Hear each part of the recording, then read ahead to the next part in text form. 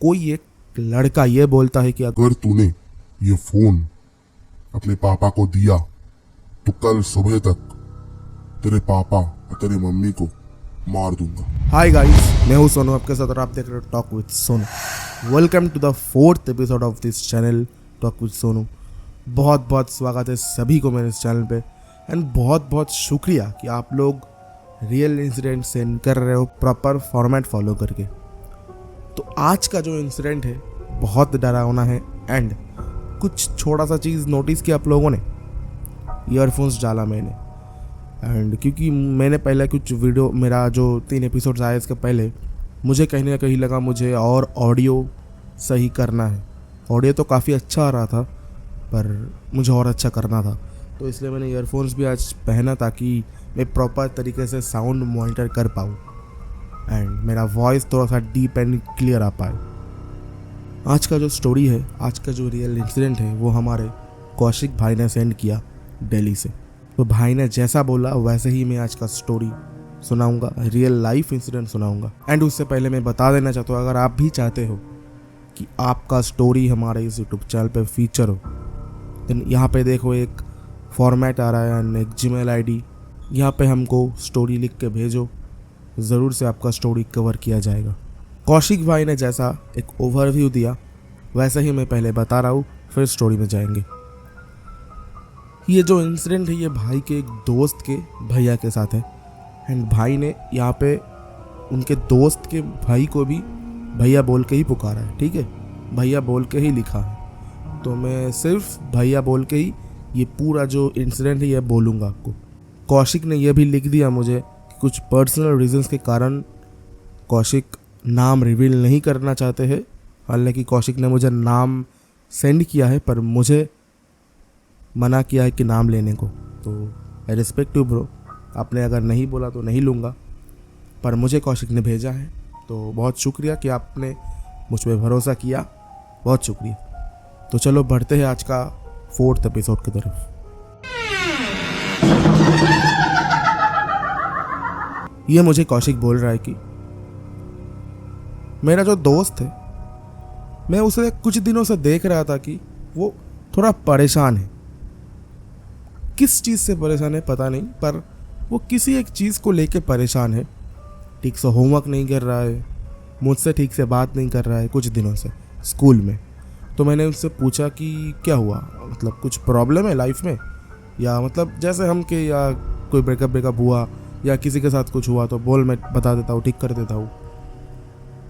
तो मैंने देखा वो उतना, मतलब मैं मेरे दोस्त को जानता हूँ, वो मतलब अगर कुछ बहुत खतरनाक सिचुएशन है तभी मुझको बता नहीं रहा, वरना हर छोटी से छोटी बात वो मुझसे शेयर करता है। तो ये चीज़ क्यों नहीं बता रहा मुझे? तो मैंने फिर से पूछा कि तुझे बोलना पड़ेगा वरना दोस्ती टूटेगा हमारी। तो फिर उसने बोला एंड उसने जैसे बोला वैसे ही मैं आपको लिख रहा हूँ। उसने पहले ऐसा बोला कि भैया सही नहीं है, भैया के लाइफ में बहुत प्रॉब्लम है। तो मैंने बोला हुआ क्या? तो उसने कुछ ऐसा बताया कि कौशिक के दोस्त का जो बड़ा भाई है, मैं यहाँ पे उनको भैया कह के पुकारता हूँ, ठीक है। तो भैया 3rd ईयर में पढ़ता था कॉलेज का एंड किसी कारणवश भैया का एक पेपर में बैक आया। तो भैया ये सब चीज़ लेकर बहुत परेशान थे। भैया ने अपने मम्मी पापा को इस बारे में कुछ नहीं बताया था कि मेरा एक पेपर में बैक आ गया है। तो अब कॉलेज में एट द एंड रिज़ल्ट, तो कॉलेज में एट द एंड मतलब लास्ट ईयर में रिज़ल्ट ले आना होता है। तो अब ऐसे सभी को पता होगा। तो कॉलेज से घर पे फ़ोन आया कि आपका बेटे का तो रिज़ल्ट आ गया, आपके बेटे ने एक सब्जेक्ट पे बैक ले आया, तो उसे देने के लिए आपको 1 साल तक वेट करना पड़ेगा, फिर आप रिज़ल्ट आपको मिलेगा। तो भैया के मम्मी पापा तो एकदम मतलब जानते ही नहीं कि भैया को रिज़ल्ट मिला, क्योंकि भैया ने बताया नहीं। तो भैया को कॉल किया, बोला कि घर आ। तो भैया घर गए। भैया को बिल्कुल भी भनक भी नहीं था कि कॉलेज से फ़ोन आया। जब भैया घर पे आए तो मम्मी पापा ने पूछा कि रिज़ल्ट आया, तो फिर अब भैया को लगा अब जब पता चल ही गया तो बोल देता हूँ कि हाँ मेरा एक बैक आ गया। तो इस चीज़ को सुनने के बाद भैया के पापा बहुत गुस्सा हो गए थे, बहुत। एंड इस वजह से भैया के पापा ने भैया का फ़ोन तोड़ दिया। एंड वो एक नया फ़ोन था, भैया को उसी बर्थडे में मिला था, सिर्फ 3-4 महीने हुआ था। तो वो चीज़ लेके भैया एकदम गुस्सा हो गई। भैया ने बोल दिया मैं पढ़ाई वढ़ाई नहीं करूँगा, मुझे अपना फ़ोन चाहिए। तो ऐसा 2-3 दिन से घर में ऐसा चल रहा है कि नया फ़ोन दिला दो या कुछ भी एक फ़ोन दिला दो, मेरा काम नहीं हो पा रहा है। तो भैया की मम्मी ने पापा से कहा कि देखो गुस्से से हो गया कुछ, तो अब तो क्या ही करना है, दिला दो बच्चे को एक फ़ोन।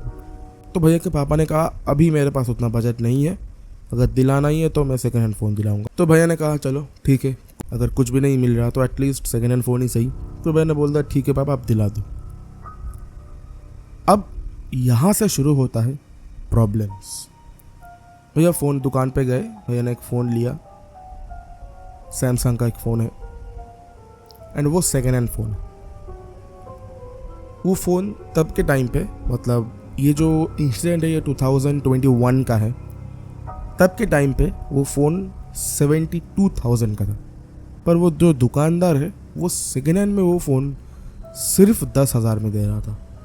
एंड फ़ोन एकदम नया था, फ़ोन में कोई भी प्रॉब्लम नहीं था, कुछ भी प्रॉब्लम नहीं था, एकदम नया कैमरा, फ़ोन में एक छोटा सा भी स्क्रैच तक नहीं है। तो भैया को लगा कि अरे भाई ये तो बहुत सही डील मिल रहा है, 70,000 का फ़ोन अगर 10,000 में मिल रहा है। तो भैया के पापा ने कहा कि 70,000 का फ़ोन 10,000 में दे रहा है, कुछ गड़बड़ तो नहीं है। तो दुकानदार ने बोला नहीं भैया आप देख लो, आप खोल कर चेक भी कर लो अगर कुछ प्रॉब्लम है। कुछ भी नहीं है प्रॉब्लम, अब बिंदास लेके जाओ, बिंदास चलाओ। तो ठीक है, दोनों ने यकीन कर लिया, फ़ोन घर लेके आए। फ़ोन घर लेके आने के ठीक 2-3 दिन बाद जो एक्चुअल प्रॉब्लम है वो शुरू होता है।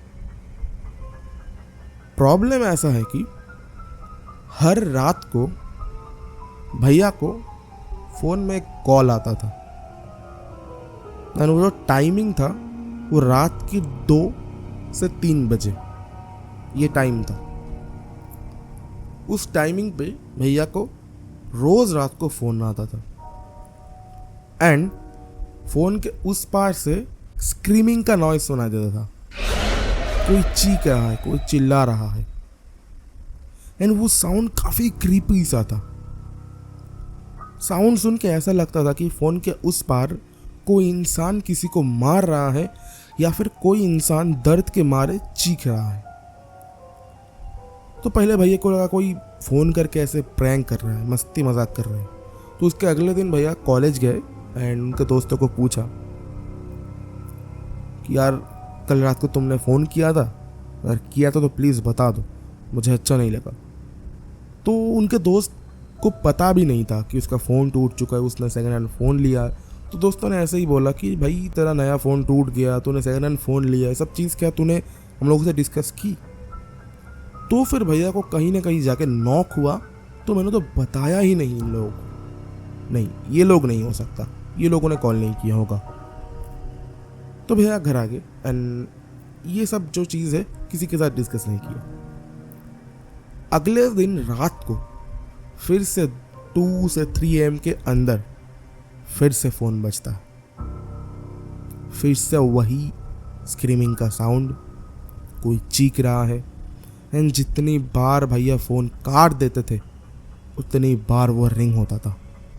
अगले दिन रात को भैया ने उस फ़ोन पे एक फॉरवर्ड कॉल किया कि देखता हूँ कौन है। तो जब फॉरवर्ड कॉल किया वो फ़ोन एक बूढ़े आदमी के पास गया।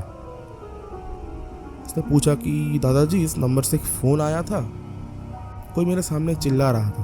तो उन्होंने कहा कि नहीं किसी का फ़ोन नहीं गया, ये फ़ोन सिर्फ मैं यूज़ करता हूँ और मुझे अच्छी तरह से फ़ोन यूज़ करना भी नहीं आता, मेरा तो ये सिर्फ एक कीपैड फ़ोन है। तो भैया काफ़ी शॉक्ड हो गए। भैया को लगा ये क्या हो रहा है, अगर वो इंसान फ़ोन कर ही नहीं सकता एंड नंबर भी यही है तो फ़ोन किसने किया। तो अब अगले दिन से भैया को कुछ अलग लगने लगा एंड जब भी वो फ़ोन आता था उस फ़ोन के 1 घंटे 2 घंटे पहले भैया को कुछ नेगेटिव थिंग्स फील होता था कि कोई देख रहा है, या फिर कोई कान के पास आके कुछ बोल रहा है, कोई विस्पर कर रहा है। तो ये सब चीज़ भैया ने मम्मी पापा के साथ बिल्कुल भी शेयर नहीं किया, ना कि उसके भाई के साथ। तीसरा दिन, चौथा दिन ऐसे फ़ोन आता गया। एंड इसी दौरान भैया बहुत कमज़ोर पड़ गए। भैया को देखने के बाद ऐसा लगता था कि बहुत दिनों से खाना नहीं खाया, बॉडी को मेंटेन नहीं कर रहा है, बियर्ड आ गया है, आँख के नीचे डार्क सर्कल्स हो गया है। तो फिर मम्मी पापा ने पूछा कि बेटा तुझे हुआ क्या, ऐसा क्यों दिख रहा है तू। तो फिर भैया ने मम्मी पापा को बोला कि वो जो फ़ोन है वो लेने के बाद ऐसा ऐसा फ़ोन आता है, फिर वहाँ से अगर मैं फ़ोन करता हूँ तो दूसरे वाला जो इंसान है वो बोलता मैंने फ़ोन नहीं किया, वो कोई बूढ़ी औरत या फिर कोई बूढ़ा आदमी निकलता है, उनके पास कीपैड फ़ोन होता है, वो उनको तो फ़ोन करना भी नहीं आता। तो फिर भैया के पापा ने कहा नहीं तेरा कुछ गलत फहमी होगा, अगर अगली बार कोई फ़ोन आ जाए तो मुझे बता दो। अच्छी बात है। एक हफ्ते बाद फिर फ़ोन आता है उस फ़ोन पे, एंड टाइमिंग वही था 2 से 3 बजे के बीच में। तो अब जब फ़ोन आता है उस तरफ से कोई एक लड़का ये बोलता है कि अगर तूने ये फोन अपने पापा को दिया तो कल सुबह तक तेरे पापा और तेरी मम्मी को मार दूंगा। अब ये सुनने के बाद भैया बहुत डर गए। एंड वो जो वॉइस था वो एक नॉर्मल इंसान का वॉइस नहीं था। भैया ने क्लियरली मुझसे ये कहा कि वो एक इंसान का वॉइस हो ही नहीं सकता, एक इंसान उस टोन में बात नहीं कर सकता, ये पॉसिबल है ही नहीं। तो भैया को लगा नहीं, अब भैया के साथ कुछ गलत हो रहा है। एंड भैया तब ऐसी जगह पे फंस गए थे, भैया को सच में लगने लगा कि वो जो सामने वाला इंसान जिसने बोला कि तेरे मम्मी एंड तेरे पापा को मार दूंगा, वो सच में मार देगा। तो इसी डर के कारण भैया ने मम्मी पापा को कुछ नहीं कहा, ना कि मुझे कुछ कहा। तो अब एक दिन हमारे अंकल जी घर पे आए। एंड वो जो अंकल जी था उनको थोड़ा सा मतलब वो पुजारी टाइप का था, एंड उनको थोड़ा सा ब्लैक मैजिक तो नहीं कहूँगा, पर उनके पास कुछ ऐसा मतलब होता है ना कि प्रैक्टिस करते करते कुछ ऐसा आ जाता है कि अगर कहीं पे कुछ नेगेटिव एनर्जी है तो समझ जाता है कि यहाँ पे ये है, वहाँ पे वो है। तो जैसे ही घर में घुसा मेरे अंकल ने भैया की तरफ देखा, एंड देखने के साथ साथ ही कहा कि क्या चल रहा है, कुछ हुआ है। तो भैया ना काफ़ी शॉक में आ गए कि उनको तो कुछ भी चीज़ नहीं पता। तो इन्होंने मुझे देख के ही कैसे बोला।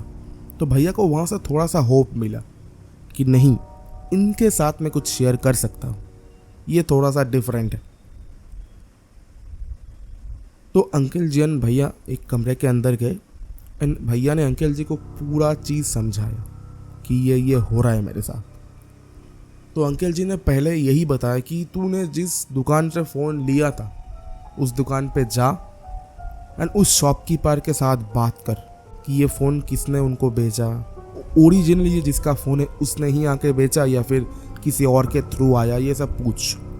एंड ये सब बातें भैया के मम्मी पापा के साथ भी किया कि आप लोग जाओ दुकान पे एंड पूछो, वरना ये जो समस्या मुझे लग रहा है ये टलने नहीं वाला।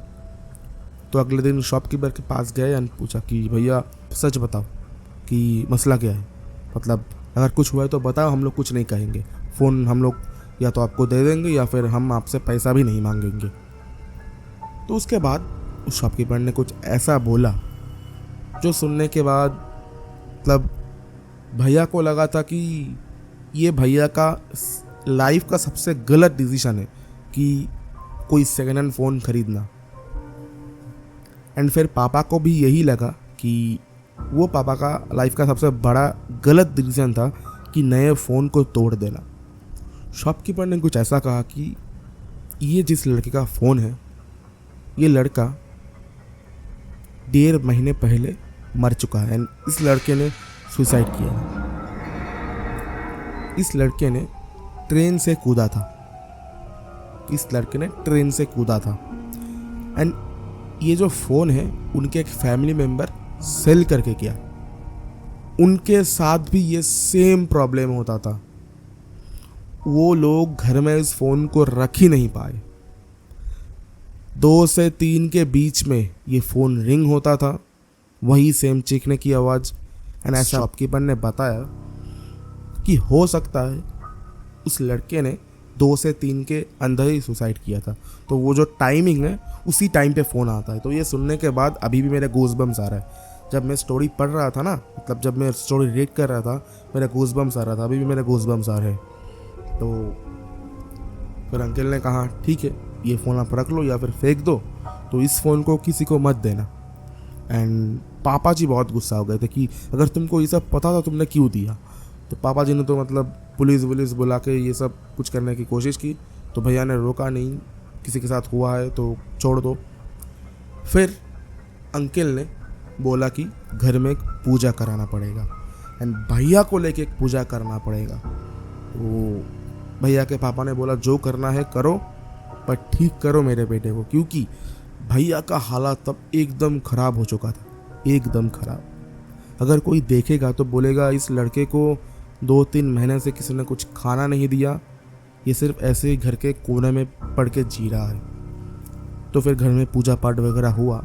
एंड सबसे जो अनोखा बात था, पूजा पाठ करते वक्त घर से अजीब आवाज़ आ रहा था, अजीब, कोई चीख रहा है, किसी को मतलब ऐसा आवाज़ आ रहा था किसी को कोई मार रहा है, किसी को कोई पीट रहा है, ऐसा आवाज़ आ रहा था। एंड वो आवाज़ एकदम नॉर्मल नहीं था।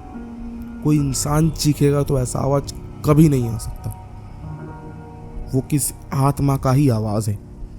एंड ये सब करने के 1 हफ्ते बाद वो सारा कुछ चीज़ ठीक हो गया, वो सारा कुछ प्रॉब्लम ठीक हो गया। उसके बाद भैया को कुछ प्रॉब्लम हुआ नहीं। पर 1 महीने बाद न्यूज़पेपर पे खबर छपा था उस एक्सीडेंट को लेके, जो एक्सीडेंट 2.5 महीने पहले हो चुका था, कि एक लड़के ने जो कि 21 या 22 साल का था, उसने एकदम लास्ट ट्रेन में, जो कि दिल्ली से नोएडा जाता है, तब भाई ने ऐसे ही लिखा है, जो कि दिल्ली से नोएडा जाता है, उस ट्रेन के लास्ट ट्रेन से सुसाइड किया था। एंड हम लोगों को भी वही लगा कि वो लास्ट ट्रेन शायद से 2 से 3 बजे के बीच में था। तो यही था आज का इंसिडेंट। कमेंट करके ज़रूर बताना कैसा लगा। एंड जब मैं इस इंसिडेंट को पढ़ रहा था, लिटरली अभी मैं जब बोल रहा था मेरे गूज़बम्स आ रहे थे। मैं आपको दिखा नहीं पाऊँगा, पर लिटरली ये एक मतलब बहुत ही डरावना कहानी है। अगर आप इमेजिन करोगे कि मान लो आपके साथ भी आपने एक फ़ोन ख़रीदा है, आपके साथ भी ऐसा हो रहा है कि रात को फ़ोन आ रहा है, कोई वहाँ से चीख रहा है, वो भी आधी रात को, एंड कुछ दिन बाद कोई आपको मतलब ऐसे टोन में बोलता है कि अगर तूने ये सारी चीज़ किसी के साथ शेयर किया देन तेरे परिवार वालों को मार दूंगा, तो आपका फीलिंग कैसा होगा। मुझे तो काफ़ी डर लगा स्टोरी सुन के, काफ़ी। तो कौशिक बहुत बहुत शुक्रिया कि आपने ऐसा एक रियल लाइफ इंसिडेंट शेयर किया। एंड मैं प्रे करूँगा उस भैया के लिए, वो भैया बहुत जल्द ठीक हो जाए। अभी कौशिक ने लिखा है कि ठीक है अभी भैया, मतलब पहले से काफ़ी ठीक है।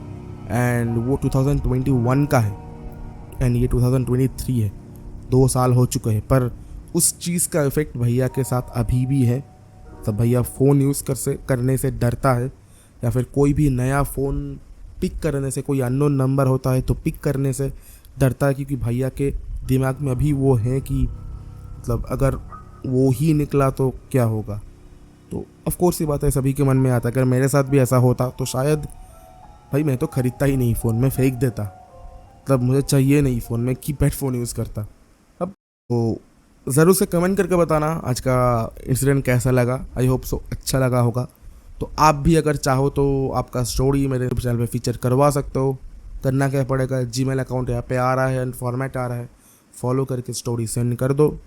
हो सकता है नेक्स्ट एपिसोड, नेक्स्ट स्टोरी आपके बारे में। एंड एक छोटा सा इन्फॉर्मेशन देना चाहता हूँ, आप लोग मुझे मेरे इंस्टाग्राम अकाउंट पे फॉलो कर सकते हो। वहाँ पे मान लो मेरे बहुत सारे दोस्त लोगों ने, मेरे बहुत सारे सब्सक्राइबर भाई ने, मेरे बहुत सारे फैमिली मेम्बर्स ने कुछ ऐसा इंसिडेंट भेजा जो कि 1 मिनट है, 1.5 मिनट है, तो उसको तो मैं यूट्यूब चैनल पे नहीं बोल सकता ना, तो फिर वो शॉर्ट वीडियो हो जाएगा। तो मैं कोशिश करूँगा उन सब स्टोरी को वो सब इंसिडेंट्स को इंस्टा के रील्स पे कवर करूँ।